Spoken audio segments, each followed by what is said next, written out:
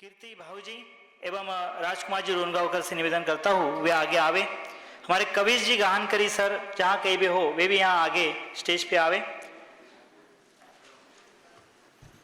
7वां अध्याय अपने आप में अलौकिक, पंडित टोडरमल जी साहब का स्वयं का मौलिक चिंतन एवं उसके जो विशिष्ट स्थल है उसकी ओर हमारा भाई साहब ने ध्यानाकर्षण कराया। और आज हमारे जो मंचासीन सभी विद्वद्गण हैं वे भी अपने आप में मौलिक हैं। फिर भी मैं अध्यक्ष महोदय की आज्ञा से जरूर कहूँगा कि अपने समय का ध्यान रखते हुए वे अपने वक्तव्य को 10 मिनट में जो है यहाँ पर 8 मिनट हमको राकेश जी भाई साहब ने कहे थे, तो 1 मिनट और हम बढ़ा दे रहे हैं, तो 9 मिनट में अपने आप को पूरा, ताकि 5 मिनट चर्चा के लिए जो है आपको वहाँ पे प्रश्नोत्तर के लिए प्राप्त हो सके। इसलिए 7 मिनट पर पहली घंटी, हाँ बस 8 मिनट पर दूसरी और 2 मिनट में चर्चा करना है। इसलिए सदन से और हमारे वक्ताओं से भी निवेदन है कि यहाँ से घंटी तो बजेगी। इसके पश्चात मैं हमारे आज के द्वितीय वक्ता के रूप में पंडित प्रसन्न जी शेटे सांगली, इन्हें यहाँ आमंत्रित करना चाहूँगा। पंडित प्रसन्न जी भी टोडरमल दिगंबर जैन सिद्धांत महाविद्यालय के शास्त्री स्नातक हैं। 2013 में इन्होंने जो है शास्त्री उत्तीर्ण पूर्ण करने के पश्चात बीएड किया और बीएड के पश्चात आज वे सांगली में जो है शासकीय सेवा में कार्यरत हैं। वहाँ रहते हुए भी निरंतर दोनों समय वहाँ स्वाध्याय जो है उनका चलता है। आदरणीय पंडित महावीर जी पाटिल साहब और वे स्वयं इन गतिविधियों को वहाँ संचालित करते हैं। इतना ही नहीं बल्कि वहाँ के आसपास के जो नगर है उन नगरों में भी धार्मिक गतिविधियाँ उनकी संचालित होती है, उसमें भी उनका सक्रिय योगदान रहता है। और अभी पिछले लगभग जनवरी पिछले 2 माह से उन्होंने एक नई योजना वहां पे शुरुआत की है कि प्रत्येक माह का जो पहला रविवार है उस रविवार को अगल बगल के किसी एक नगर में वे जाएंगे और प्रातः 9 बजे से लेकर के तो सायंकाल के 5 बजे तक जो है उनका वो स्वाध्याय चलते रहेगा। इस प्रकार से पहला स्वाध्याय उनका सांगली में हुआ है, दूसरा हेरले में हुआ है और शायद इस जनवरी माह का भी तीसरा हेरले नगर में ही स्वाध्याय हुआ है। और इन समस्त गतिविधियों में तत्व प्रचार प्रसार में वो संलग्न रहते हैं। उनका विषय है जिनागम के आधार पर सम्यक तो सन्मुख मिथ्या दृष्टि की विशेषताओं का चित्रण। तो यह लेकर के आ रहे हैं पंडित प्रसन्न जी शेटे। जैसा मासिक गोष्ठी की बात की जा रही है वह पुनः प्रारंभ हो रही है। इससे पूर्व सर्वोदय स्वाध्याय समिति के माध्यम से श्री MB पाटिल उनके माध्यम से ये पूर्व में बहुत अच्छी तरह से चलती थी, बीच में रुक गई थी। अब मैं तो चाहता हूँ धवल श्री जी अब यहाँ उपस्थित है, उनका भी सहयोग मिले तो पूर्व जैसी ही पुनः ये गोष्ठियाँ बहुत अच्छी तरह से आयोजित हो सकेंगी। वंदितु सौव सिद्धि अल्पश्रुतम श्रुतवताम परिहास धाम त्वद्भक्तिरेव मुखरी कुरुते बलान माम। कहाँ ये पंक्ति? इसका भावासन अभी हो रहा है क्योंकि मंच पर विराजमान सभी मेरे गुरुवर्य हैं, उनके सामने कुछ बोलूं वास्तव में ऐसी पात्रता मुझ में है ऐसा मैं नहीं मानता। फिर भी आदरणीय पंडित श्री राकेश जी ने जो उत्साह प्रदान किया उसके बल पर मैं कुछ अपने विचार रखने की चेष्टा कर रहा हूं। सम्यक तो सन्मुख मिथ्या दृष्टि का प्रकरण है। कुर्सी की चाह करना अलग बात है और कुर्सी पर बैठ जाना अलग बात। अभी महाराष्ट्र में जो सरकार बनी उसके बारे में मुझे कुछ नहीं कहना है, नेताजी आए हैं, फिर भी मैं कुछ बोलना चाहूंगा। कुर्सी की चाह करना अलग बात है और कुर्सी पर बैठ जाना अलग बात। प्रतियोगिता में हिस्सा लेना अलग बात है और जीत जाना अलग बात। सम्यक दर्शन की आस रखना अलग बात है और उसे पा लेना अलग बात। क्योंकि लक्ष्य की तरफ चल देना अलग बात है और लक्ष्य को पा लेना अलग बात। वास्तव में जिस प्रकार चक्रवर्ती को पूर्वकृत पुण्य के उदय से चक्र रत्न की प्राप्ति होने के बाद भी षटखंड को जीतने रूप भ्रमण रूप पुरुषार्थ करना ही पड़ता है, उसी प्रकार सम्यक दर्शन के प्राप्ति के पूर्व भी जीव को निश्चित पूर्व के पुण्य के उदय से सामग्री लाभ होने पर भी तत्व विचार रूप पुरुषार्थ करना ही पड़ता है। यथा तीर्थंकर त्रिलोकनाथ तीर्थंकर देव के जन्म से पूर्व इस वसुंधरा पर कुछ विशिष्ट मंगल लक्षण प्रकट होते हुए दिखाई देते हैं, उसी प्रकार सम्यक दर्शन प्राप्ति के पूर्व भी सम्यक दृष्टि जीव में कुछ लक्षण मंगल रूप से प्रकटित हुए देखे जाते हैं। बिल्कुल आचार्य कल्प पंडित श्री टोडरमल जी द्वारा वर्णित सम्यक तो सन्मुख मिथ्या दृष्टि का प्रकरण इसी विषय को समर्पित है। और वास्तव में यह संपूर्ण प्रकरण सम्यक दर्शन के प्राप्ति के पूर्व का पाठ्यक्रम यानी सिलेबस है। निगोध दशा जैसे हीन दशा में संसार परिभ्रमण करते करते जीव को ऐसी हीन दशा में भी अकारण सहज ही स्वयमेव अबुद्धिपूर्वक ऐसे कुछ परिणामों में मंदता हो जाती है कि जिसके फलस्वरूप उसको संगी पंचेंद्रिय रूप पर्याय प्राप्त होती है और उसे तत्व विचार करने की सामर्थ्य प्राप्त होती है। तत्व विचार करने की सामर्थ्य आगे भी जाकर विषय कषाय की मंदता होने पर उसको तत्व विचार करने रूप विशुद्धि प्राप्त होती है। तत्व विचार करने की विशुद्धि और फिर देव शास्त्र गुरु के सत समागम से उसको तत्व विचार करने रूप विषय की प्राप्ति होती है। तत्व विचार करने की सामर्थ्य क्षयोक्षम, तत्व विचार करने की विशुद्धि और तत्व विचार करने का विषय यानी देशना। तो इस प्रकार से 3 प्रकार से तो उसको सामग्री लाभ होता है। पंडित जी कहते हैं यहां तक तो पूर्वकृत पुण्य का फल है। अब इसके बाद तत्व विचार की प्रक्रिया को गतिमान करते हुए आत्म कल्याण इच्छुक जीव इस प्रकार विचार करता है, अहो मुझे तो इन बातों की खबर ही नहीं थी, मैं तो भ्रम से भूलकर प्राप्त पर्याय में ही तन्मय हुआ, परंतु इस पर्याय की तो मात्र थोड़े ही काल की स्थिति है तथा मुझे यहाँ सर्व प्रकार से निमित्त मिले हैं, इसलिए मुझे इन बातों को बराबर समझना चाहिए क्योंकि इनमें तो मेरा ही प्रयोजन भाषित होता है। इस प्रकार विचार कर जो उपदेश सुना उसके निर्धार का उद्यम करता है। मैं सभा को बताना चाहता हूं कि वास्तव में पूरे सम्यक तो सन्मुख मिथ्या दृष्टि की प्रकरण का मूल हिस्सा यह तत्व विचार ही है। इस तत्व विचार को लेकर ही इस प्रकरण को वास्तव में रचा गया है। इस विचार से उसके कुछ महत्वपूर्ण तथ्य सिद्ध होते हैं।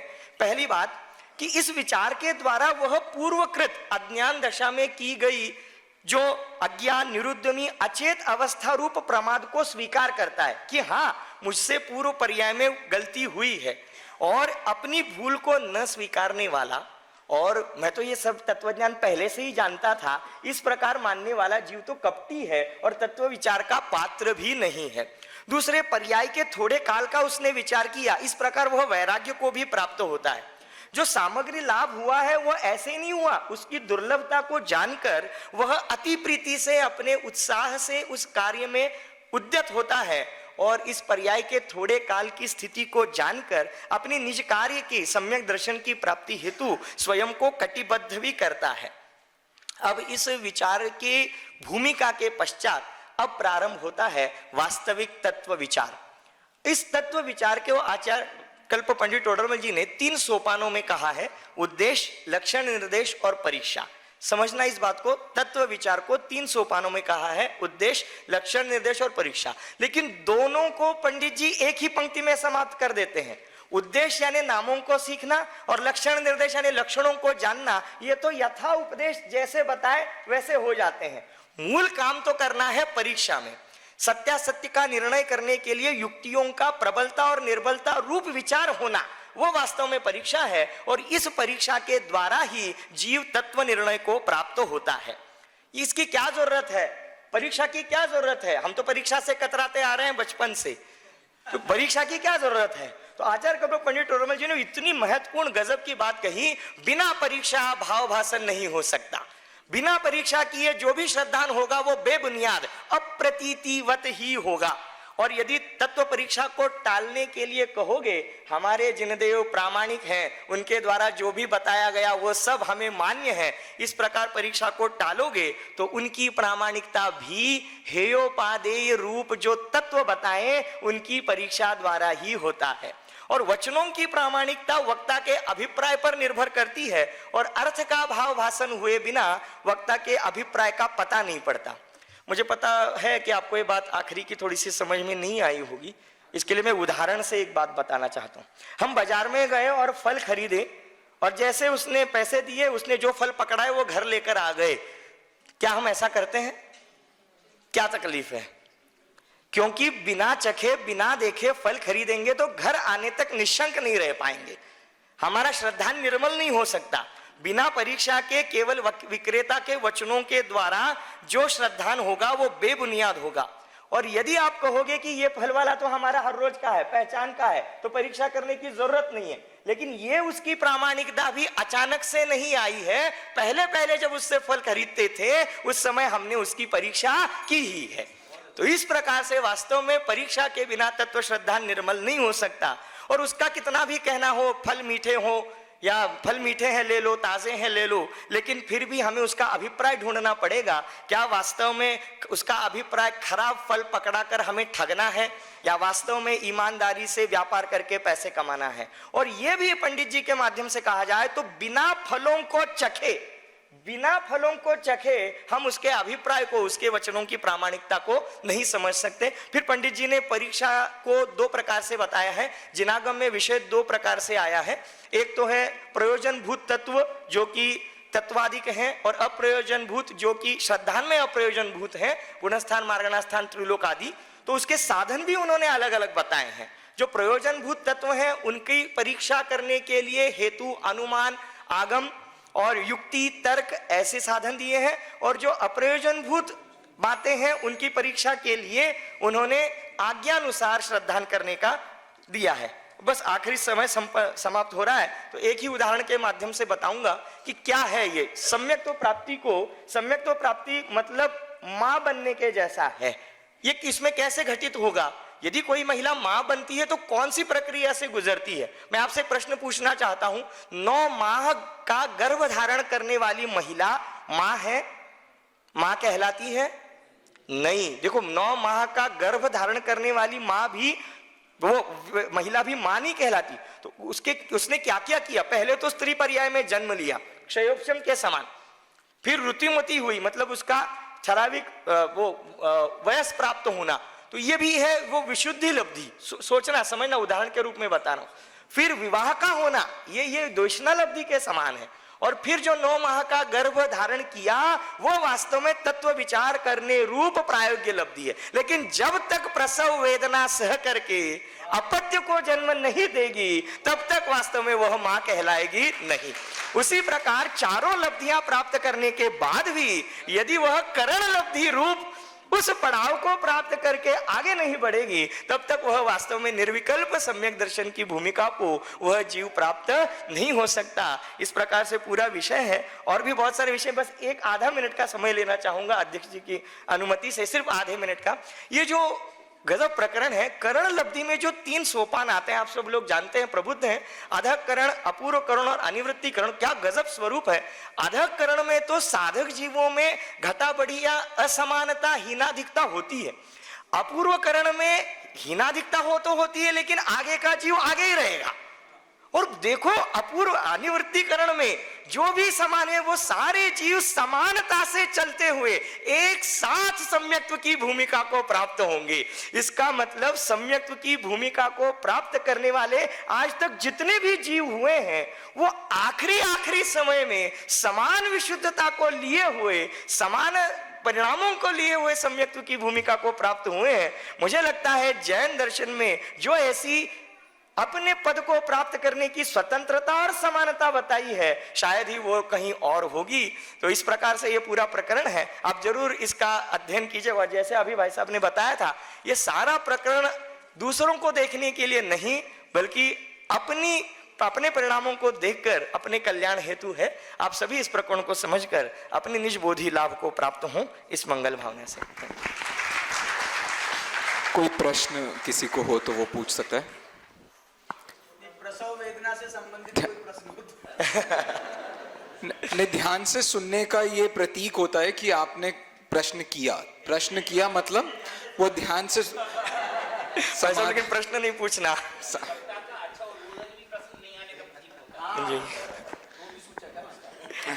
चलिए, कोई प्रश्न कहीं ले रहा नहीं तो मैं भाई साहब से के पास जाता हूँ। ये हाँ बिल्कुल, ये पॉइंट छूट गया था। परीक्षा अन्यथा हो तो जिस प्रकार मुनीम हिसाब मिलाते समय जितने पैसे अपन पहले थे और अभी जो बाकी हैं उसका पक्का करके जो आय व्यय हुआ है उसके बारे में अपनी गलती ढूंढता है, उसी प्रकार हमें भी परीक्षा करते समय जिनदेव का जैसा उपदेश है उस प्रकार से अपना मंतव्य होने तक हमें अपना तत्व विचार करना चाहिए। बहुत सुंदर। इस संबंध में सम्यक्त सन्मुखता कहाँ से प्रारंभ होती? कोई जीव प्रवचन सुनने आ गया, यहाँ से माने कि फिर तत्व अभ्यास कुछ समझ में आने लगा, वहाँ से माने, यानी देशना मिली वहाँ से माने या निर्णय से माने या खरेखर करण लब्धि में माने। तो सम्यक्त सन्मुखता की वास्तविक स्टेज कहाँ से माननी चाहिए? सम्यक तो सन्मुख मिथ्या दृष्टि की वास्तव में भूमिका तो ये चार जो लब्धियां हैं उनके माध्यम से ही उसकी प्रारंभ होती है। स्थूल रूप से देखा जाए तो जब से वह संगी पंचेंद्रिय बना तब से उसकी उस प्रक्रिया को प्रारंभ हुआ ऐसा कहा जाता है, लेकिन ऐसा है नहीं। सम्यक दर्शन के प्राप्ति के पूर्व कुछ अंतर मुहूर्त में ये पांचों लब्धियां होती हैं। क्षयोपशम प्राप्त होना, इसका नाम क्षयोपशम लब्धि नहीं है। हम प्रसों से प्रवचन सुनते हैं, इसका नाम देशना लब्धि नहीं है, बल्कि सम्यक दर्शन के पहले पहले ज्ञान में होने वाले ये जो सारे परिणमन परिवर्तन है, वहां से सम्यक तो सन्मुख मिथ्या दृष्टि की भूमिका को प्रारंभ मानना चाहिए। कहीं गलती हो तो भाई साहब सुधार देना। बहुत बढ़िया समाधान उन्होंने पहले ही से लगा दी। अपेक्षा, स्थूल अपेक्षा से देखा जाए तो सब कुछ उसमें शामिल हो जाता है, लेकिन आत्महित की रुचि अगर जागृत होवे और आत्महित की रुचि से अगर वो देशना ग्रहण करता है तो वहाँ बीज पड़ते हैं, जो उन्होंने गर्भ धारण वगैरह का उदाहरण दिया है। मानो वो सम्यक्त का गर्भ कल्याणक हो गया। उसके साथ में अगर आत्महित की रुचि से देशना ग्रहण करेगा तो गारंटी से उसके गृहीत मिथ्यात्व का अभाव तो होगा ही होगा। कोई भी गृहीत मिथ्या दृष्टि सम्यक्त सन्मुख नहीं होता, वह मिथ्यात्व पोषक ही होता है, वह मिथ्यात्व को ही पुष्ट करता है। इस तरह और वास्तव में तो निश्चय से अगर माना जाए तो करण लब्धि ही है। इस दृष्टि से आप लोग और विचार करें, कोई प्रश्न हो तो शाम को ले गए। इसमें टोडरमल जी ने इतना भी लिखा, आत्महित की दृष्टि से स्वाध्याय करते हुए तत्व विचार करते हुए निर्णय में लगा हुआ है, उसे सम्यक्तों का अधिकारी हो सकता है इस भाव में हो या ऐसे संस्कार लेकर के जाए तो अगले भाव में हो। इस दृष्टि से सम्यक सन्मुख इस भाव से अगले भाव तक भी जा सकता है। और मैं थोड़ा आपको दिखाना चाहता हूँ कि हमारे कितना मेहनत करते हैं, सभी निर्णय कैसे करना, ये सभी चार्ट बना करके बहुत व्यवस्थित किया हुआ है। अब आपके सामने कितना प्रस्तुत कर पाते अलग बात है, लेकिन ठीक है, जरूर। नहीं, इसमें जो है ये गोष्ठियों की सफलता सिर्फ इस बात में ज़्यादा है, 5 मिनट का उन्होंने जो वक्तव्य दिया, 7 मिनट का वक्तव्य दिया, वो नहीं है, बल्कि जो 2 महीने तक लगातार प्रसव पीड़ा सही है इन्होंने, वो उसका सुफल है, वो उसका सुफल है। मुझे किसी ने कहा भी था, बोले भाई साहब आपने हमको 4 महीने तक इस काम में लगा के रखा, आपको बहुत बहुत धन्यवाद, मुझे बहुत खुशी हुई थी। मतलब ये वास्तव में उसकी एक सफलता है। मैं इस संबंध में जो विषय इन्होंने प्रस्तुत किया, एक पॉइंट और आपके सामने रख रहा हूं। 4 लब्धियां अभव्य जीव को भी हो जाती हैं। यदि हम ये आत्मरुचि और इसको सबको यदि इसके साथ में जोड़ लेते हैं तो फिर वो अभव्य की 4 लब्धियों का क्या होगा, इसका समाधान आप भी खोजिए और विद्वानों से हम रात को लेंगे। बहुत बहुत धन्यवाद भाई प्रसन्न जी को।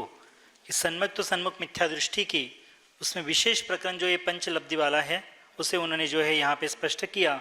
और उनका सचमुच जो हमारे पास आलेख लगभग 16 आलेख हमारे पास अभी तक प्राप्त हुए थे संगोष्ठी के पहले, उसमें एक भाई संयम जी और प्रसन्न जी के आलेख जब हमने पूरे पढ़े, उन्होंने वास्तव में उसमें काफ़ी मेहनत की, बाकायदा उसके चार्ट उन्होंने उसमें बनाए, जैसे कि भाई साहब ने कहा।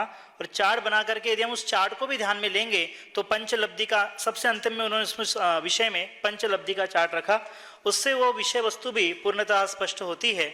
निश्चित रूप से 5 या 7 मिनट में वह वक्तव्य यहाँ पे परिपूर्ण रूप से बतलाना संभव नहीं हो पाता है, फिर भी उस विषय वस्तु को हम अवश्य पढ़े। और जैसा कि पहले पूर्व में कहा था कि इस संगोष्ठी के सारे ही आलेख और इससे पूर्व में जो हमारी इसी कारंजा गुरुकुल में संगोष्ठी हुई थी पिछले वर्ष शतक पूर्ति के अंतर्गत, वह आलेख ये सभी जो है इस आने वाले लगभग 2 या 3 माह में प्रकाशित होंगे। इसलिए जो भी अभी अपने आलेख लेकर के नहीं आए हैं या नहीं दे पाए हो किसी भी कारणवश, तो वे अपने आलेख देवे। यदि उन्होंने टाइपिंग नहीं कराए हो तो उसकी टाइपिंग की व्यवस्था हम करेंगे। वह व्यवस्था होने के बाद में उन्हें वापस वे आलेख भेजे जाएंगे ताकि उनकी जो भी करेक्शन हो वे स्वयं करें, और उसके पश्चात ही इस संगोष्ठी की यह जो आलेख पत्रिका है वह आलेख पत्रिका भी प्रकाशित होगी।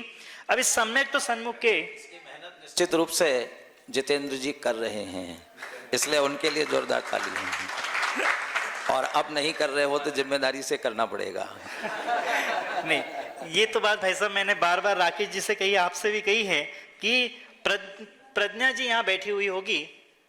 प्रज्ञा, उनका एक प्रश्न आया था व्हाट्सएप पे ऊपर कि आलेख का क्या करना है, पिछली बार भी हुए बात की, ये हुआ। तब सबसे पहले मैं व्हाट्सएप पे बहुत कम जवाब देता हूँ, लेकिन सबसे पहले जवाब दिया था कि इस संगोष्ठी के और जो पूर्व में संगोष्ठी हुई उन सब के आलेख जो है वो प्रकाशित होंगे।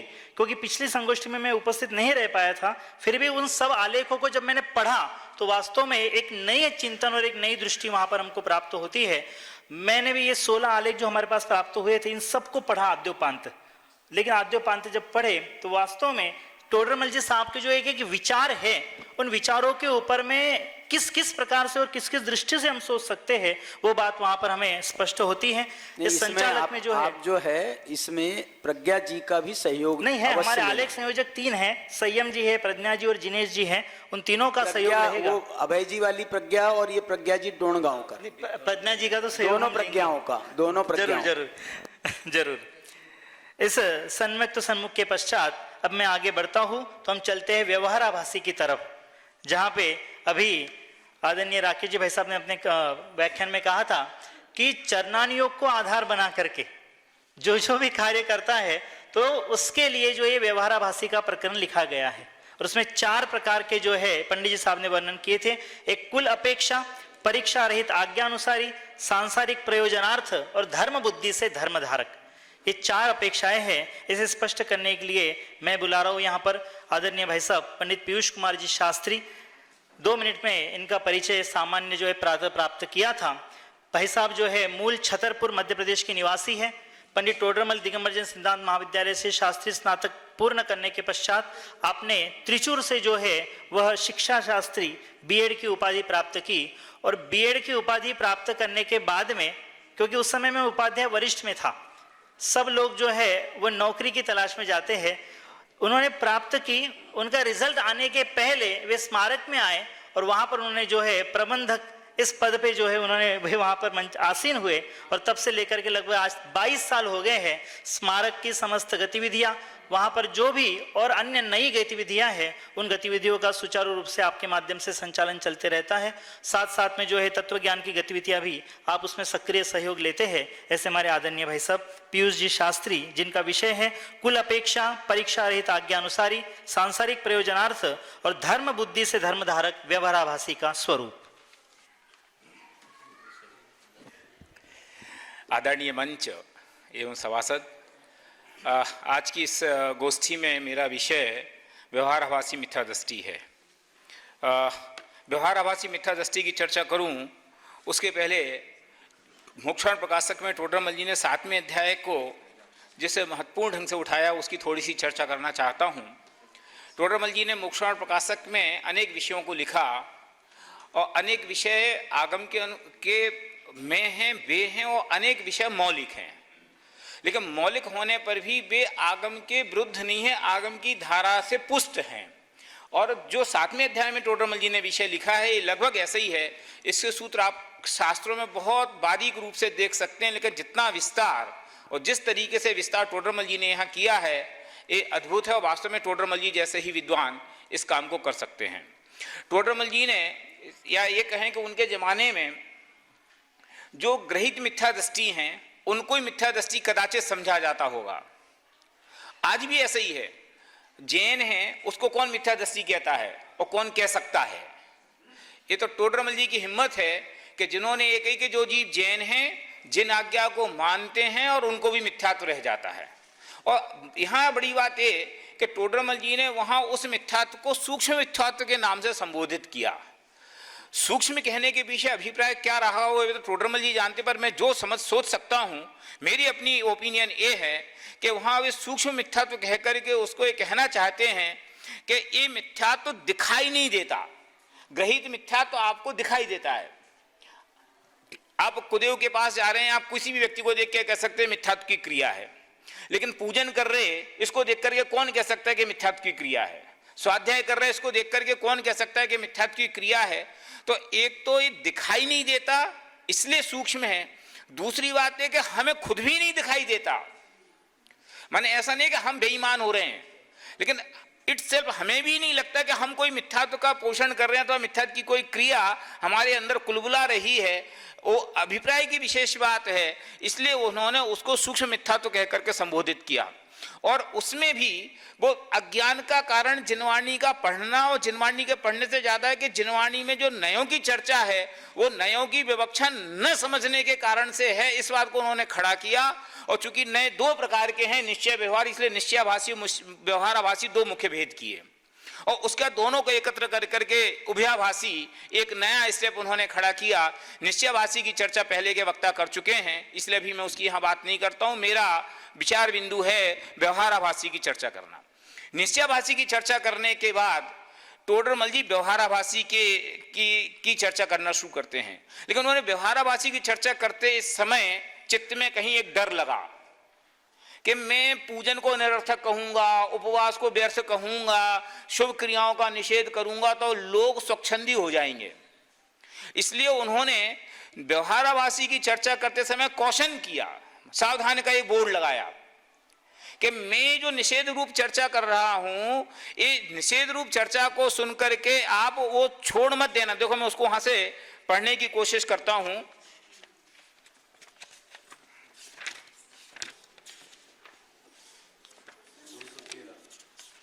हाँ, ये देखिए 213 पे कि शुभ रूप मिथ्या प्रवृत्ति का भी निषेध रूप निरूपण करते हैं। पहले तो निषेध रूप निरूपण, फिर उसके लिए सावधानी कि शुभ प्रवृत्ति छोड़ अशुभ में प्रवृत्ति करोगे तो तुम्हारा बुरा होगा। टोडरमल जी ने नहीं कहा हमारा बुरा, क्योंकि हमारा अभिप्राय तो तुम्हें मोक्ष मार्ग में लगाना है, लेकिन तुम अगर हमारी बात का अर्थ बराबर नहीं समझोगे, आप डॉक्टर के पास गए और डॉक्टर ने जिस विधि से गोली खाना बताया, आप उस विधि से गोली नहीं खाओगे तो डॉक्टर का क्या बिगाड़ोगे?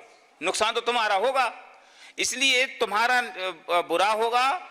और यदि यथार्थ श्रद्धान करके मोक्ष मार्ग में प्रवर्तन करोगे तो भला होगा। और उसके लिए टोडरमल जी का प्रसिद्ध उदाहरण, वैदिक उदाहरण को उन्होंने वहां खड़ा किया। और अंत में कि उपदेशदाता का दोष नहीं है, अपने को सेफ किया। क्यों? हमारी कोई अपेक्षा नहीं है कि तुम मंदिर आने में बंद कर दो, लेकिन मंदिर आने में धर्म है ये मानना बंद कर दो, ये जरूर कहना चाहते हैं। ये कहने के बाद टोडरमल जी ने व्यवहाराभासी के 4 हिस्से किए। पहला हिस्सा किया कुल अपेक्षा, दूसरा किया उन्होंने आज्ञा अनुसारी, तीसरा उन्होंने किया संसार प्रयोजन, और चौथा उन्होंने किया धर्म बुद्धि से धर्म धारक। ये 4 प्रकार के क्लासिफिकेशन उन्होंने किए। सबसे पहले उन्होंने कुल की बात की, क्योंकि बहुभाग जो सामान्य जैन समाज है वो ऐसा ही है। हम तुम के बीच में जो बहुत सारे लोग बैठे हैं, उन्होंने जैन होने के लिए क्या किया? तो बाय डिफॉल्ट जिस कुल में पैदा हो गए उस कुल के आचरण को स्वीकार करने लग गए। चूंकि जैनियों के घर पैदा में हो गए इसलिए जैनियों के मंदिर जाने लग गए। अगर अजैनियों के घर पैदा हो जाते तो जिस मंदिर में जाते होते उस मंदिर में जाने लगते। तो कुल के आचरण के आधार से भी अगर हम सही धर्म का आचरण करेंगे तो वो फलदायी नहीं होगा। क्यों भैया, क्या ऐसा क्यों? हम अंगूर खाएं सेब समझ के तो अंगूर का मजा क्यों नहीं आएगा? समझ गलत है, चीज तो सही है कि नहीं, कि उसका वैसा फल आपको नहीं आएगा। और उसमें क्या डर दिखाया कि कल के दिन कुल के लोग धर्म बदल लेंगे तो तुम भी धर्म बदल लोगे। इसलिए कुल के आग्रह के अनुसार धर्म का आचरण योग बुद्धि नहीं है। और उसकी चर्चा करते हुए टोडरमल जी ने वहां 2 बातें कही कि कुल में यदि जैनाचार हो तो फिर उसको पालना के नहीं पालना। कि कुल में जैनाचार हो तो पालना तो है ही, लेकिन वो जैनाचार की रीजन क्या है, उस जैनाचार का हेतु क्या है, इसको परीक्षा के आधार से निर्णय करके स्वीकार करोगे तो फलवान होगा, और कुल का धर्म समझ करके करोगे तो वैसा फलवान नहीं होगा। मैं वैसा फलवान इसलिए कह रहा हूं कि उसका मंद कसाय रूप जो फल है वो तो मिलेगा। और आखिर बाद में जब निश्चयाभासी की चर्चा पूरी की तो टोडरमल जी ने यहां ये भी कहा कि कम से कम इतना तो है कि जो इस मार्ग में लगे हैं उनको मंद कसाय है, पुण्य के परिणाम में है और सुलटने का रास्ता बना हुआ, तो उनको सर्वथा उन्होंने हटाया भी नहीं है कि कुल से अगर कर रहे तो क्या करो, क्या करो तो यही। क्यों? क्योंकि अगर आज रास्ता नहीं सुलझा तो छोड़ मत दो, लेकिन कल भी सुलझने का रास्ता कम से कम बना रहेगा। ये बात उन्होंने कुल के संदर्भ में कही।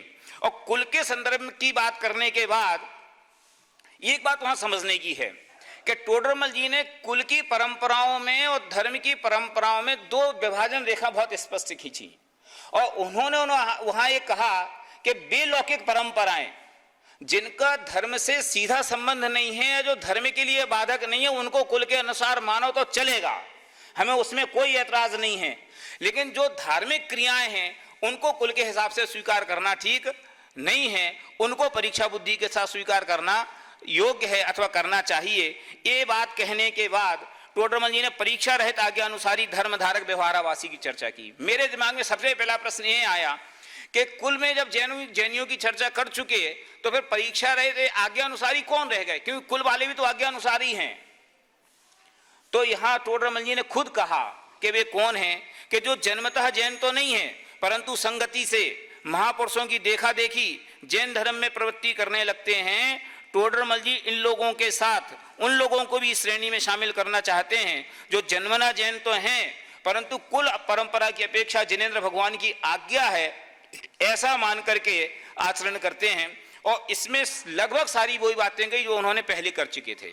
बस यहाँ एक बात वहां अलग कही कि वो कि परीक्षा करने की विधि क्या है, जो कि अभी प्रसन्न ने थोड़ा सा टच करने की कोशिश की कि यहाँ परीक्षा में भी टोडरमल जी ने ये कहा कि परीक्षा किसकी करें और किसकी नहीं करें और कैसे करें। तो प्रयोजनभूत तत्वों की परीक्षा करें और बाकी तत्वों को जब परीक्षा प्रमाण हो जाए तो उनको आज्ञा प्रमाण स्वीकार करें, तो आज्ञा प्रमाण भी परीक्षा प्रमाण जैसा ही फलदायी होगा।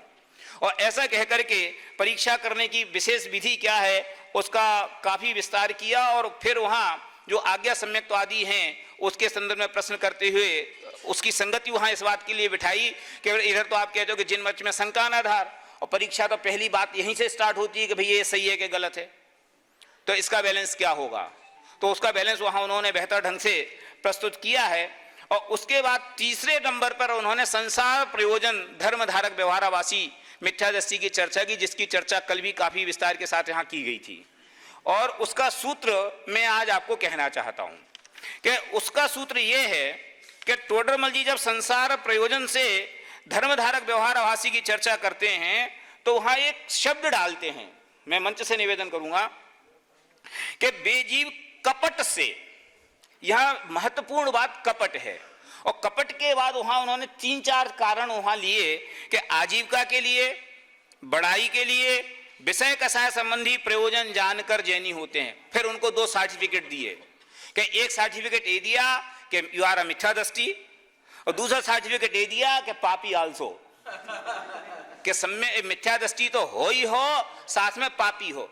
यहां समझने वाली बात यह है कि यहां उन्होंने कपट को मुख्य किया है, माने संसार प्रयोजन वाले प्रकरण में धर्म क्रियाओं में कपट हो तो फिर ये चीजें इसके अंतर्गत आएंगी, और कपट ना हो तो नहीं आएंगी। जैसे मैं प्रवचन करूंगा तो आप मुझे पूछोगे कि नहीं पूछोगे, यस तो होगा। प्रवचन करने से यस होगा ये जुदी बात है, और यस हो इसके लिए प्रवचन करना जुदी बात है। हम प्रवचन करने आएंगे तो आप हमें रोटी खिलाओगे कि नहीं, और रोटी खिलाओगे इसलिए प्रवचन करना है, इन दोनों बातों में फर्क है।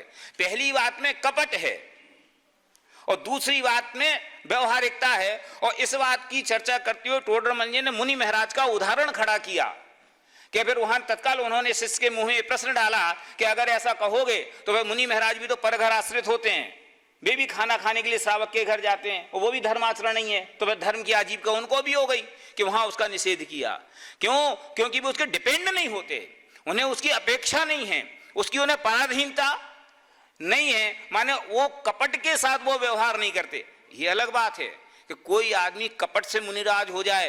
क्यों? ऐसे कई लोग देखे जाते हैं कि भैया जैनियों के महाराजों को तो खूब खाने मिलता है, हलवा पूड़ी, माने वो एक जो सामान्य टेंडेंसी हमारे समय में तो बहुत चलती थी, तो हो जाओ तो कहो, वो फिर एक कपट वाले सेक्शन में चला गया।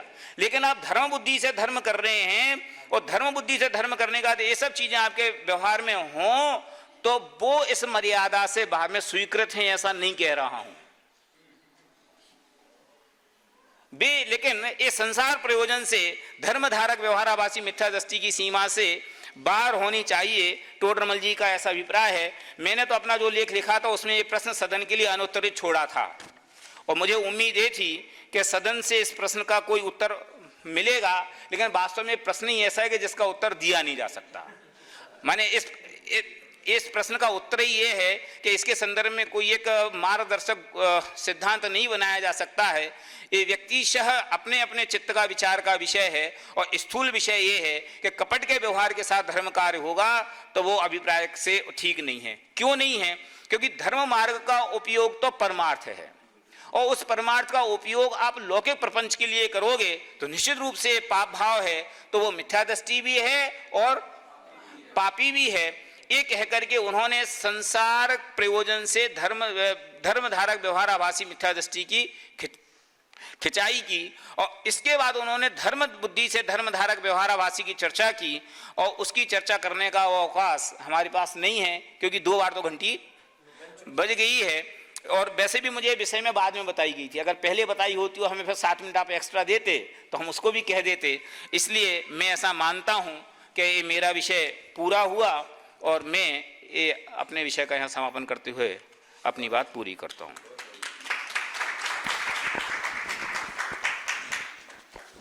दो चार लोगों की तालियों में थोड़ा जोर था।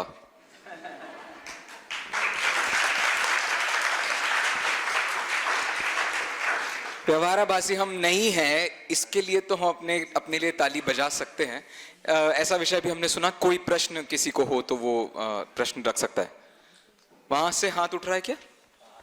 हाँ जी बोलिए। उधर से। हाँ। नहीं सॉरी। हाँ सर। साधारण सिंपल प्रश्न है। निश्चयाभासी व्यवहाराभासी, ये निश्चयाभासी व्यवहार नहीं को उठपटांग गौण करता है या गायब करता है? गौण जो करता है, गौण करता है या गायब करता है? गौण करने में तो गौण करे तो सही हो जाए ना, सही हो जाए। उठपटांग गौण, इसलिए उठपटांग शब्द माने जिस कथन की जो विवक्षा उससे वैसी ना समझ के अन्यथा समझता है। भाई साहब एक प्रश्न मेरा भी है। कोई? हाँ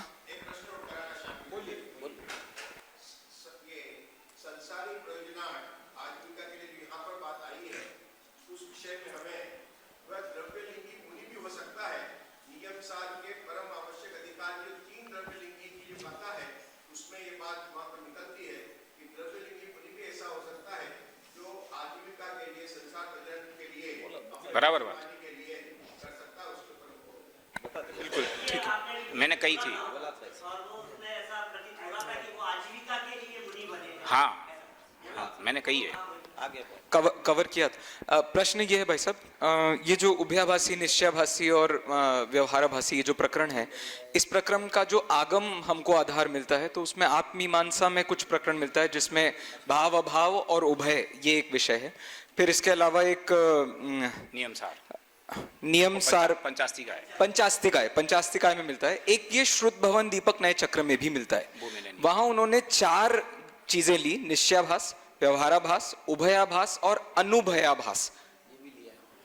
ऐसे ये 4 चीजें ली हैं, तो इसके बारे में कुछ हमने देखा ही नहीं। मैं सदन से आई थी। अनुभयाभास की बहुत चर्चा हुई है राकेश जी और हेमचंद जी में, जो श्रुत भवन दीपक नए चक्र के संपादन के समय में, और मेरे सामने भी वो बात आई, मेरे से भी हेमचंद जी की चर्चा हुई। तो निष्कर्ष बहुत ज़्यादा क्लियर तो नहीं हो पाया, उनका अलग अभिप्राय, उनका अलग क्या है वो उसकी चर्चा करने का समय नहीं है। उभयाभासी दोनों नयों को समान रूप से सत्यार्थ जानता है। उसको व्यवहार को उपचार मात्र जानना और परमार्थ को ही सत्य मानना, ऐसा श्रद्धान उसे नहीं है। और अनुभयाभासी कहता है कि अपन को तो आत्मा से मतलब है, अब जो निश्चय है सो व्यवहार हो जो भी हो वो एक तरह से अनध्यवसायी टाइप का है, तो ऐसा भाव भी उसमें लिया है। खैर ठीक है, वास्तव में पीयूष का वक्तव्य सुन के ऐसा लगा कि जितनी गहराई से टोडरमल जी ने लिखा है उतनी ही गहराई से पढ़ने की इसको कितनी आवश्यकता है।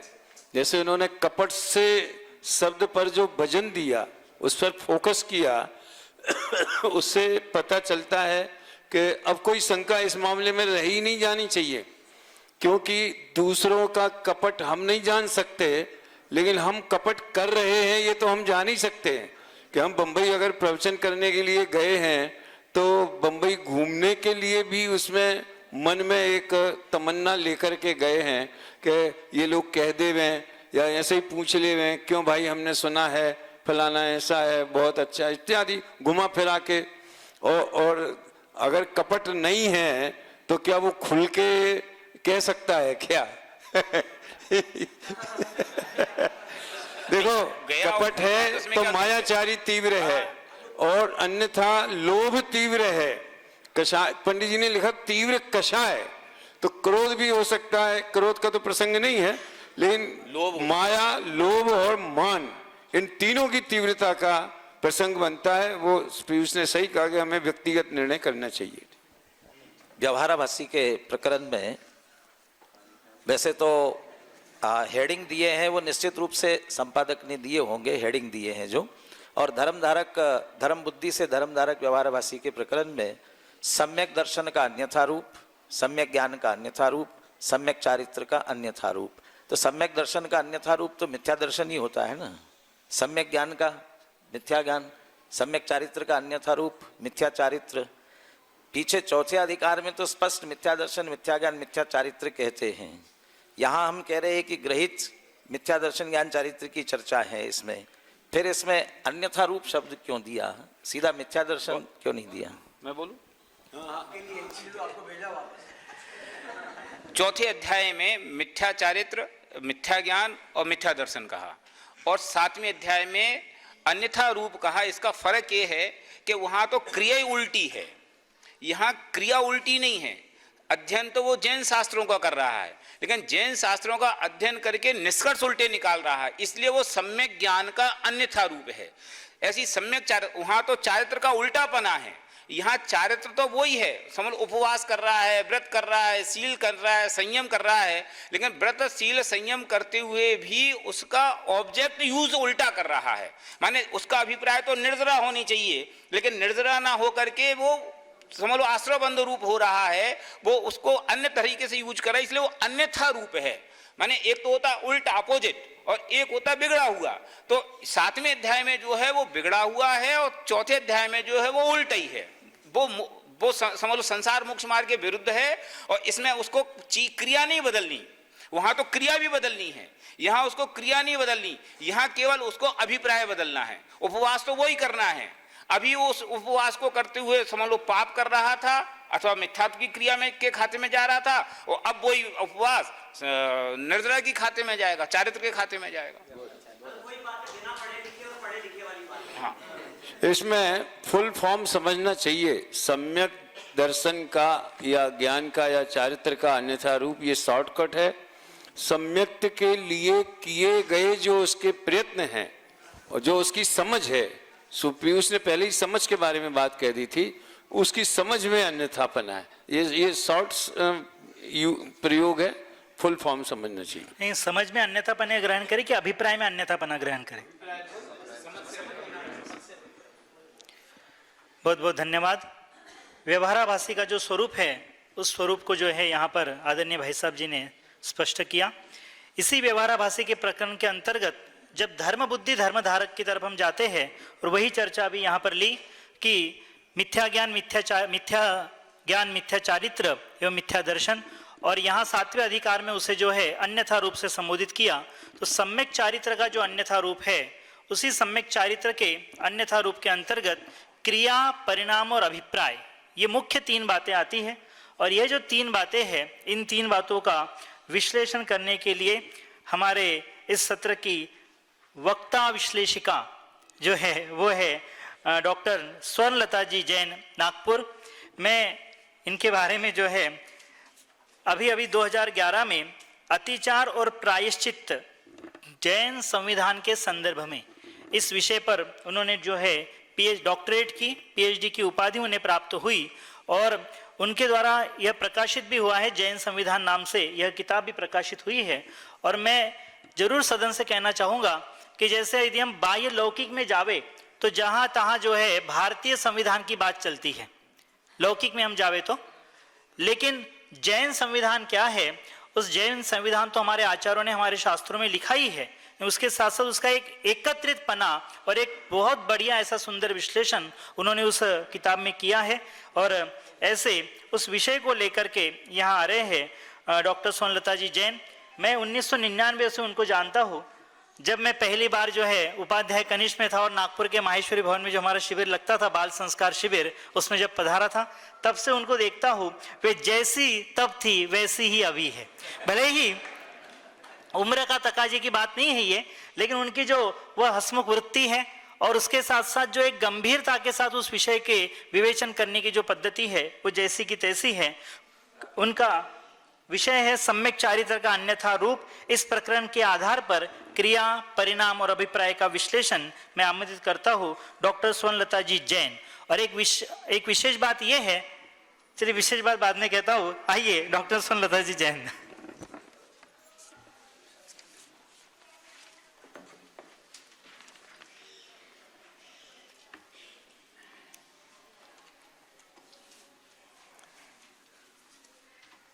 ओम नमः सिद्धेभ्यः। सम्मानीय या कहें या पूजनीय मंच कहें, क्योंकि ये हमारे गुरुजन विराजमान हैं, और सम्मानीय सभाजन, आपके समक्ष मैं जिन टोडरमल जी के विषय में और उनके प्रतिपादित विषय में चर्चा करना चाहती हूँ, उसके बारे में मैं स्वयं कैसे जीवन जीती हूँ उसके बारे में बस एक लाइन में बताना चाहती हूँ कि सागर में हमारे यहाँ पंडित जी कैलाश चंद जी बुलंदशहर वाले आते थे और उन्होंने मुझे 2 वाक्य ऐसे दिए कि जिससे मेरा जीवन बहुत ही तरीके से व्यतीत हो रहा है वर्तमान में भी।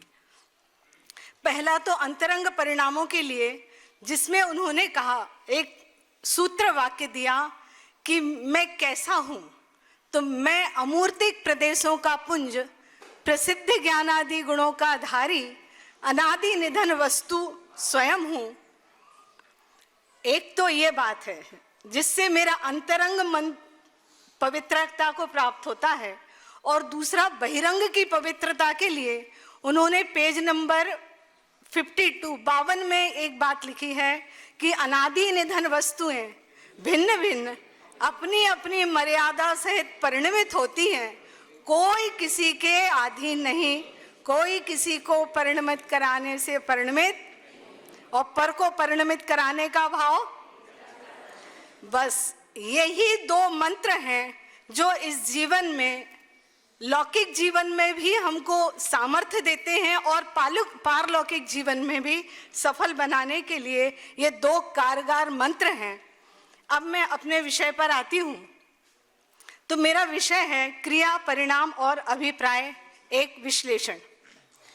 तो आचार्य कल्प पंडित टोडरमल जी ने मोक्ष मार्ग प्रकाशक के 238 नंबर पेज पर एक 4.5 लाइन की कुछ पंक्तियां लिखी हुई हैं। उसमें जो सम्यक्त्व के नहीं, जो मैंने व्यवहाराभास, सम्यक्त्व चारित्र का अन्यथा स्वरूप, विषय क्या है? सम्यक्त्व चारित्र का अन्यथा स्वरूप। तो उन्होंने पहले तो सम्यक चारित्र का, सम्यक दर्शन का अन्यथा स्वरूप बताया, फिर सम्यक ज्ञान का अन्यथा स्वरूप बताया, और फिर सम्यक चारित्र का अन्यथा स्वरूप बताया। यहाँ सम्यक चारित्र का अन्यथा स्वरूप बताने के लिए मैं सिर्फ इतना कहना चाहती हूँ कि पंडित जी की सभा में 1200 लोग बैठते थे। कितने लोग बैठते थे? यहाँ कितने लोग बैठे हैं? तो मैं ये जानना चाहती हूँ, जब प्रतिदिन वो इतने लोगों की सभा में बैठते थे तो कुछ ना कुछ उनके जीवन के बारे में भी जानते होंगे। इसलिए वो ये जो सम्यक चारित्र का अन्यथा स्वरूप बताते समय उन जीवों के परिणामों, क्रिया और अभिप्राय के संबंध में इतनी स्पष्ट व्याख्या की है। उसमें उन्होंने कहा है कि बाह्य क्रिया पर तो इनकी दृष्टि रहती है और परिणाम सुधरने बिगड़ने का विचार नहीं है, तथा यदि परिणामों का भी विचार हो तो जैसे अपने परिणाम होते दिखाई देते हैं उन्हीं पर दृष्टि रहती है, किंतु उन परिणामों की परंपरा का विचार करने पर अभिप्राय में जो वासना है उसका विचार नहीं करते हैं, परंतु फल लगता है वह अभिप्राय में जो वासना है उसका लगता है। तो अब बात यह है कि क्रिया माने क्या, परिणाम माने क्या और अभिप्राय माने क्या। तो क्रिया का मतलब है, इन्होंने बाह्य क्रिया कहा है। बाह्य चारित्र यानी व्यवहार चारित्र का प्रतीक है और जो परिणाम है वो अंतरंग चारित्र का प्रतीक है, माने भावों का प्रतीक है। और तीसरा है अभिप्राय। अभिप्राय जो है वो श्रद्धा का प्रतीक है। तो यहाँ बाह्य क्रिया से तात्पर्य यह है कि यह जो संयोग रूप शरीर आदि ये पौद्गलिक जितनी भी अवस्थाएं हैं वो सब क्रिया के शब्द से प्रयोग की गई हैं। वास्तव में जो काया के माध्यम से हमें जो क्रियाएं दिखाई देती हैं ना, कि जैसे शारीरिक है, लौकिक है, सामाजिक है, ये जो क्रिया करके कि मैं समाज का अधिष्ठाता हूं, ऐसी मान्यता, तो वास्तव में वो ये मानता है कि मैं ये काम करके मैं पूरा हो गया, मैंने धर्म कर लिया, मैं प्रवचनकार हूं, मैं प्रवचन करके अपनी बात कह के मैं धर्मात्मा हो गया हूं, मैंने व्रत नियम आदि कर लिए हैं। इतना समझकर वो ये मान लेता है, संतुष्ट हो जाता है कि मैंने धर्म कर लिया। क्रिया यह शरीर की अवस्था है, यह हमारे अपने अधीन नहीं है, अतः जीव में इनका फल नहीं माना गया है। फिर इसके बाद परिणाम की बात आती है। तो जीव के अनेक प्रकार के परिणाम होते हैं, उन्हें ही परिणाम शब्द से कहा गया है। परिणाम भावों का आईना होता है जिसे विशेष रूप से लेश्याओं के माध्यम से समझा जा सकता है। प्रायः परिणाम बाह्य क्रिया के निमित्त होते हैं। जैसे कोई बिना विचारे नियम ले लेवे कि भाई मैं तो प्रतिदिन 5 पूजा करूंगा, तो क्रिया से तो वो दिखाई दे रहा है कि वो पूजा कर रहा है, लेकिन परिणामों में कितनी उथल पुथल हो रही है इसका वो विचार नहीं कर पाता है। इसी प्रकार अभिप्राय की जो बात है, तो अभिप्राय का मतलब होता है श्रद्धान या मान्यता।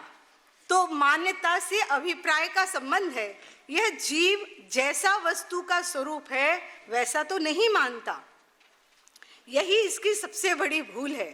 जैसे प्रत्येक वस्तु अनंत वैभव संपन्न है, वह किसी दूसरी वस्तु का रंच मात्र भी भला बुरा नहीं कर सकती, अतः दूसरे का कर्ता धर्ता बनना ही अभिप्राय की भूल है। बाह्य चारित्र अंगीकार करने पर भी हमारा अभिप्राय बना रहता है और मिथ्या बना रहता है, और किंचित परिणामों को शुभ भाव करके हमारा ध्यान मात्र क्रियाओं को ही सुधारने में लगा रहता है, और हम ऐसा मानते हैं कि भाई हम तो सम्यक चारित्री हो गए। अब मैं ये बताना चाहती हूँ, ये अन्यथा स्वरूप माने क्या, सम्यक चारित्र का अन्यथा स्वरूप माने क्या, कि जैसा सम्यक्त्व का स्वरूप है वैसा ना मानकर, ना जानकर वैसा आचरण करना और अपनी बुद्धि द्वारा यद्वा तद्वा वो प्रवर्तन करना, इसका नाम है सम्यक चारित्र का अन्यथा स्वरूप। तो अब सच्चा स्वरूप क्या है? तो सच्चा स्वरूप ये है कि स्वरूपे चरणम चारित्रम, आत्म स्वरूप में लीन होना, आचरण करना, आनंद में रहना, इसका नाम सम्यक चारित्र है। परंतु यह जीव ऐसा ना मानकर, जिसकी बाह्य क्रिया को ही संभालने में रुचि रहती है, परिणामों को सुधरने बिगाड़ने का विचार नहीं रहता, अथवा कोई परिणामों को अनुकूल परिणमन करता भी है तो भी यह मान्यता उसकी मिथ्या मान्यता है, ऐसा विचार नहीं करता। अब मैं ये कहना चाहती हूँ कि इनका उद्देश्य क्या था, पंडित जी का ये विषय कहने के पीछे उनका उद्देश्य ये था कि यह जीव अनादि काल से संसार में परिभ्रमण कर रहा है और दुख भोग रहा है, लेकिन ये इसका मुख्य कारण क्या है? तो इसका मुख्य कारण ये है कि वास्तव में यह अभिप्राय यानी अंतरंग श्रद्धान में यह अपनी मान्यता में कर्तृत्व की वासना रखता है और परिणाम और क्रिया को सुधारने का प्रयास करता है, उन्हीं में धर्म मानकर संतुष्ट होता है, जबकि अंतरंग में विषय कषाय की वासना मिटी नहीं है। इसका मतलब मैं भाव ये बताना चाहती हूँ कि हम व्रत आदि तो बिना सोचे विचारे कैसे भी ले लेते हैं, लेकिन उनको पूरा करने के लिए हम किस हद तक जाते हैं, उस माने मैं महान बना रहूं और ये क्रिया परिणाम अभिप्राय जिनके भेद प्रभेद करें तो अनंतो भेद प्रभेद होते हैं। तो इनके लिए मैं कहना ये चाहती हूँ कि पंडित जी ने जो कहा है कि मैं अभिप्राय की भूल माने श्रद्धान की भूल, जिसका श्रद्धान सम्यक होता है उसके परिणाम और क्रिया भी सम्यक हो जाते हैं। इस प्रकार मैं अपनी बात को थोड़ा सा बस इतना कहना चाहती हूँ कि उसका निष्कर्ष बता देती हूँ, बाकी तो मैं बहुत बोल ही नहीं पाई हूँ कि क्रिया देखो क्या है। वस्त्र आदि गुरुदेव के माध्यम से एक उदाहरण देना चाहती हूँ कि गुरुदेव के जीवन में इन तीनों का सुमेल कैसा था।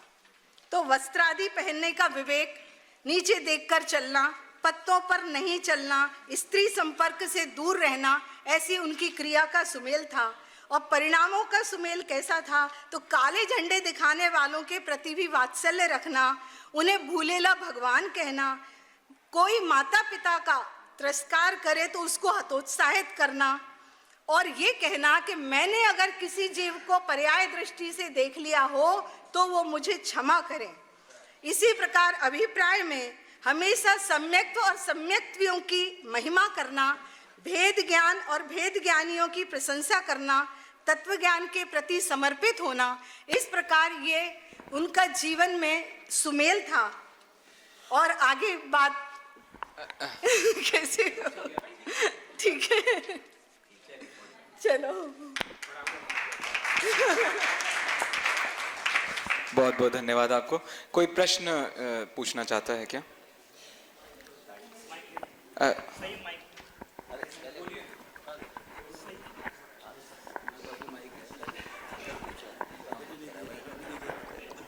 नहीं, एक वाक्य आपने बीच में कहा था, हाँ। परिणामों को भावों का आईना कहा है।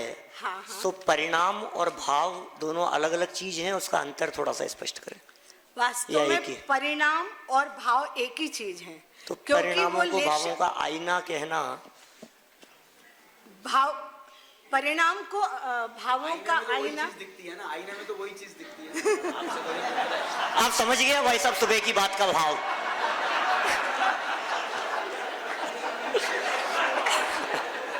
अब ठीक है, चलिए। क्रिया और परिणाम तो पकड़ में आते हैं, अभिप्राय को कैसे पकड़ें, यदि इसके बारे में यदि आप कुछ और स्पष्ट कर सकें तो। अभिप्राय पकड़ में नहीं आता एक्चुअल में। अभिप्राय तो देखो श्रद्धा की वस्तु है और श्रद्धा तो वो दिखाई नहीं देती है, लेकिन परिणाम और क्रियाओं के माध्यम से ही व्यक्त हो सकता है, बाकी तो उसका कोई पैमाना है नहीं। वो जीव स्वयं अपना सुधार करना चाहे तो अपने अभिप्राय को सुधार सकता है। ठीक। हाँ जी, ये प्रश्न नहीं है, जिज्ञासा है, और मैं जो भी पूछता हूँ उस विषय का और विशेष स्पष्टीकरण होवे इसके लिए पूछता हूँ। हाँ, ये सम्यक चारित्र के अन्यथा रूप में द्रविलिंगी की भी चर्चा ही, आप वहाँ तक पहुँच भी नहीं पाए। द्रविलिंगी की चर्चा आई है। दो प्रश्न है इसमें मेरे। पहला प्रश्न तो ये है कि टोडरमल जी के समय क्या ऐसे मुनिराज थे जिनको देख करके उनके बारे में ऐसा लिखने का उन्हें विचार आया? एक बात। और दूसरी बात, ये द्रविलिंगी मुनिराज कह करके किनको लिया? जो 28 मूल गुणों का निरतिचार पालन करते हैं उन्हें, या सदोष पालन करते हैं उन्हें?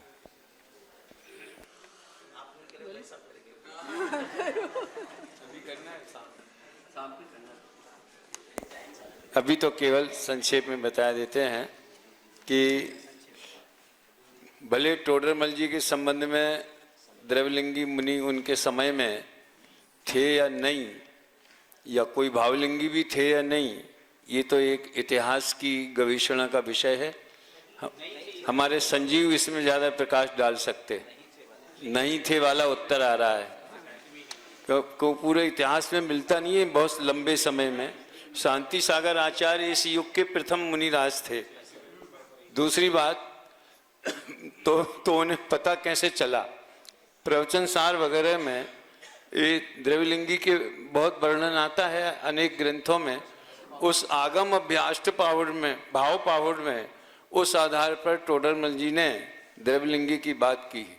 और जहाँ सदोष और निर्दोष की बात है, तो अगर सदोष होवे तो वास्तव में वो द्रव्यलिंगी भी नहीं है।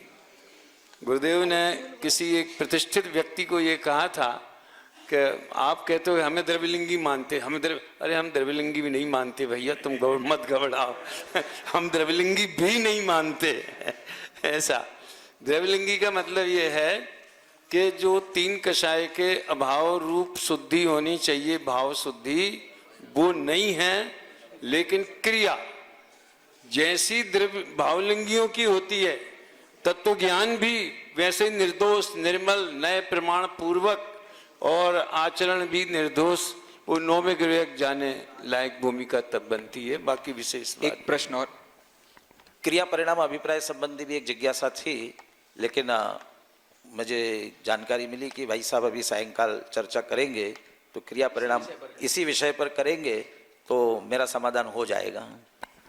प्रश्न तो मैं रख ही देता हूँ। एक और प्रश्न ये है कि एक अध्येता बालिका है, उसका प्रश्न है, साइकोलॉजी में तीन चीजें बताई जाती हैं, एक कॉन्शियस माइंड, एक सबकॉन्शियस माइंड और एक अनकॉन्शियस माइंड। ये तीन चीजें उसमें मानी जाती हैं।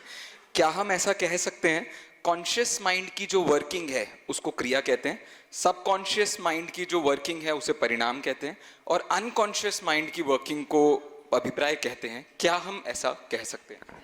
नहीं, ऐसा नहीं कह सकते। अनकॉन्शियस रहेगा अनकॉन्शियस माइंड अलग चीज है और अनकॉन्शियस होना अलग चीज है, दोनों में डिफरेंस बहुत बड़ा है। अनकॉन्शियस माइंड में आप अबुद्धिपूर्वक परिणाम कहेंगे उसको, जो परिणाम तो हो रहे हैं लेकिन हमारी पकड़ में नहीं आ रहे, वे चारित्र के दोष भी हैं, वो अबुद्धिपूर्वक। अभिप्राय की बात बिल्कुल अलग है। ये कॉन्सेप्ट सिवाय जैन दर्शन के अन्यत्र अभिप्राय की विपरीतता तो सब जगह है, लेकिन अभिप्राय नाम की कोई चीज अंदर में होती है, ये चर्चा सिर्फ जैन दर्शन में ही है। हाँ, अभिप्राय पकड़ा जा सकता है, वो आप शाम को सुनिए 7:30 बजे। बहुत से लोग परिणाम और अभिप्राय में अंतर नहीं समझ पाते। इस विषय को मैं लगातार इसलिए चालू रखता हूँ।